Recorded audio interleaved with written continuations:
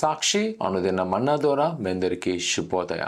నేటి యొక్క వాగ్దానము రోమా పత్రిక 9వ అధ్యాయము 33వ వచనం.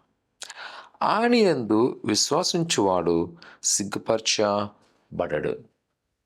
ప్రియకుమార కుమార్తె ఈ ఉదయకాల సమయంలో ప్రభువైన యేసుక్రీస్తు మనకు అనుగ్రహిస్తున్న వాగ్దానము, ఆయన యందు విశ్వసించువారు సిగ్గుపరచబడరు.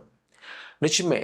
ఒకవేళ ఈ దినాన మనకున్న ప్రతికూల పరిస్థితులను బట్టి, అనగా మనం వ్యాపారంలో దెబ్బతిన్నాము, అనారోగ్యంతో ఉన్నాము, ఉద్యోగం లేకుండా బాధపడుతున్నాం, లేదా నీతి కొరకు నిలబడినప్పుడు, క్రీస్తుని వెంబడిస్తున్నప్పుడు అనేక మంది ద్వేషిస్తున్నారు, శపిస్తున్నారు, బాధ పెడుతున్నారు. ఈ సమయంలో మనకు అనిపిస్తుంటుంది, అయ్యో ఏంటి నా పరిస్థితి అని, ఈ అవమానం ఏమిటి, ఈ విపరీతమైన అసహ్యకరమైన పరిస్థితి ఏంటని. కానీ దేవుని యొక్క వాక్యం చెప్తుంది, ఆయన విశ్వసించేవారు ఎన్నడూ సిగ్గుపరచబడరు. నిజమే. నేను ఆత్మీయ తండ్రి గారు పరలోకటం పరిచయలు ప్రారంభించినప్పుడు అక్కడ కొంతమంది ద్వేషించేవారు, కొంతమంది ప్రార్థన జరుగుతుంటే లేనిపోని గోల చేస్తుండేవారు. ఆ సమయంలో ఎంతో సిగ్గు అనిపించేది, ఆ వీధులు నడుస్తుంటేనే అవమానంగా ఉంటుండేది. కనపి సంగమా ఒకరోజు చూడగలిగినాము, వారే మరలా ప్రభువైన యేసు యొద్దకు వచ్చి క్షమాపణ కోరుకున్నారు.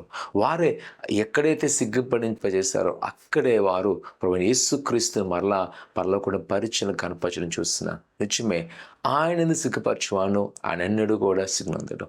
ఆయన విశ్వసించువారు ఎవరైతే ఆయన నమ్మకుంచుతారో, ఆయన బలముగా ఉంటారో, వారు ఎన్నడూ సిగ్గుపరచలేడు. ఒకవేళ ఈరోజు నా ప్రియ కుమార కుమార్తె, భయపడక, జడయక. ఈరోజు ఒకవేళ నీవు భక్తుల చేత హేళన చేయబడుతున్నావేమో, నువ్వు తక్కువగా చూడబడుతున్నావేమో, నీకు ఎలాంటి నిరీక్షణ లేకుండా ఉన్నావని భయాందోళనేమో, భయపడక ఆయన యందు నమ్మకంచు. ఎవరైతే నమ్మకుంచుతారో అనేది ఆధారపడతారో దేవుడు వారికి తప్పకుండా కార్యం చేయగలడు. ప్రార్థన చేసుకుందాం. పరిశుద్ధుడా దేవానికి కొన్నాళ్ళు నీ బిడ్డలైన వారు మీ జ్ఞాపకం చేసుకొని నీ దీవెన నీ ఆశీర్వదింపండి. అలా వారికి ఉన్న ప్రతి అవసరం తీర్చి నీ కృపాశలు నింపి బలపరచుకోమని. మరి ముఖ్యంగా ప్రభా తండ్రి, ఇదిగో నీ యొక్క సన్నిధిలో నీ బిడ్డలు నమ్ముకుంటుండగా వారి అవమానానికి, వారి యొక్క నిందకు ప్రతిగా నీ ఘనతను, నీ ఐశ్వర్యంతో నింపి దీవించి ఆశించి బలపరచమని యేసునామమున తండ్రి, ఆమేన్. ఆయన నమ్మకించండి. ప్రభుని పట్ల గొప్ప కార్యం చేయను గాక. ఆమేన్.